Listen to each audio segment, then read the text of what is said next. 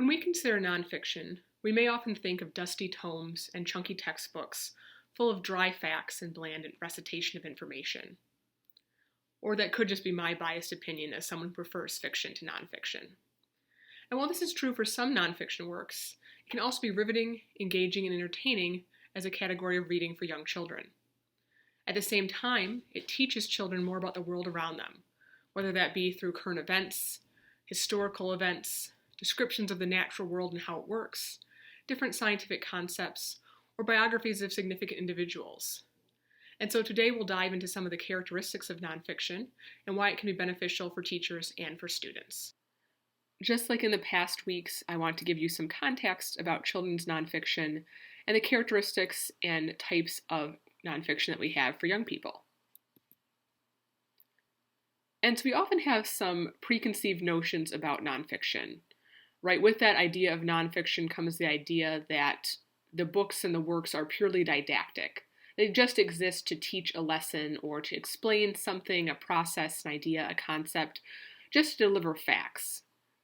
And while that is true to some extent, children's nonfiction does seek to give that factual information, it's often also going to appeal to the imagination, and usually it has an entertaining element to it as well, with the idea that if you teach children a process, idea, concept, a factual reality, it's also beneficial to do it in a way that's entertaining, capture their interest, and inspire them to look further into that topic. And so the definition for nonfiction is very broad, right? Especially if we kind of think of it in contrast to fiction, that they're really kind of viewed as those opposing terms. But at the very most basic level, nonfiction is a text with factual content. And then there's kind of this other term that you'll see with one of the award lists for children's nonfiction called informational books. And those are kind of a subcategory of nonfiction that really is going to give some kind of information about the natural or social world. And so while nonfiction can do that as well, think of informational books as somewhat being a little bit more formal. They might be more textbook-like in their presentation of information. I don't know if you guys ever read those like DK eyewitness books, the big white ones that had all the pictures with the little captions and would kind of break down different ideas. Something like that would be a good example of an informational text where it's very factual based and it's going to kind of be more formal in the way it gives that information. And despite the fact that nonfiction is really held up as this pillar of, again, factual content, there is sometimes that incorporation of fictional elements. So that leads to this question of what is that boundary between fiction and fact in such books? And can facts actually be enhanced by fictional elements? And does that then kind of make that book not truly nonfiction anymore? It's like the Magic School Bus series is a really good example, right? We kind of could view that as realistic fiction, but really the core principles and concepts of those books and those TV show episodes was really to teach children about a factual idea, concept, occurrence, scientific principle, even though it was kind of using this fictional, fantastical school bus and this group of kids. So, right, we probably kind of consider that nonfiction still, but it really is bringing in some of that fictional element to create that entertainment and compelling nature for children. And while those fictional elements really can help grab a reader, if nonfiction is written well and compellingly, it often can stand on its own without those fictional elements. And we talk a lot, obviously, in education about interdisciplinary, where you might kind of combine English with social studies to help teach about a concept by bringing in different approaches to that concept. Or maybe even like having a book about a science-based subject, then also tying that into a lesson in a science class.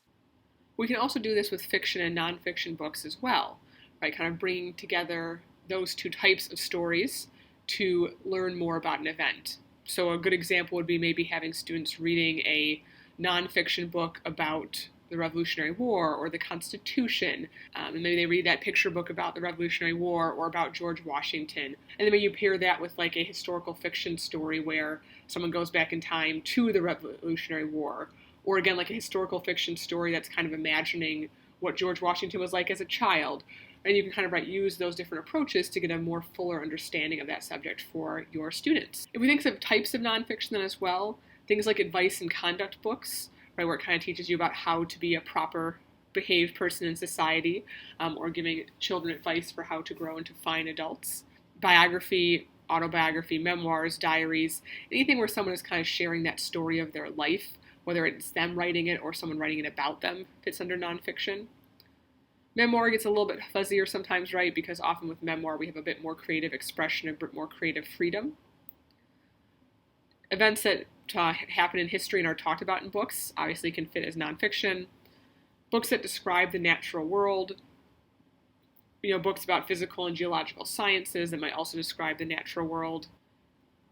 And so if we think a little bit about conduct books in particular, right, that those were really the first nonfiction books for children and were really a lot of what the early children's literature consisted of. So I was right, there was a lot of focus on preparing children to be successful adults, and that those books, right, were very didactic, were very interested in teaching proper behavior. And we kind of somewhat think about, a modern equivalent. Things like health and sexual education books are kind of an equivalent of those old-time conduct books, where they kind of, again, give students and children resources, information about kind of how to grow into their bodies and kind of grow into society there. And an interesting kind of debate that we sort of see more focus on now is that with biographical stories and even autobiographical stories, and so we think specifically about biography. So when someone is writing about a historical figure or a figure who's still alive, but again, the person who is the subject of the book is not doing their own writing. So someone writing about another person, there's also this question that comes up of what should we focus on when we're discussing that person. Again, we think about like the founding fathers. Like Thomas Jefferson had some pretty appalling views of African Americans that really kind of showed why he was a slaveholder. So we really kind of hold him up as this pinnacle of freedom and independent thought, but right, he had this darker side, as so many people do. And so there's this question of, do we sanitize some of those ugly parts of people's lives for children? Should we kind of hide away some of those dark and shadowy parts? Should we only kind of show those idealized and inspirational sides of these heroic characters we feature in biography? Or should we give them something a little bit more nuanced that shows both the good and the bad? We also think about nonfiction books with science, right, and informational books. We also want to kind of think, is this information still accurate and timely? So if we had something from, 40 years ago, a book about space, that obviously an informational text that's more recent is going to have a lot more information there. Because obviously we've learned a lot more about space, our knowledge has expanded. So when you are thinking about some of those informational books, you do want to make sure they're not too outdated. Or if they are, that you're kind of updating them with a more recent text as well in comparison.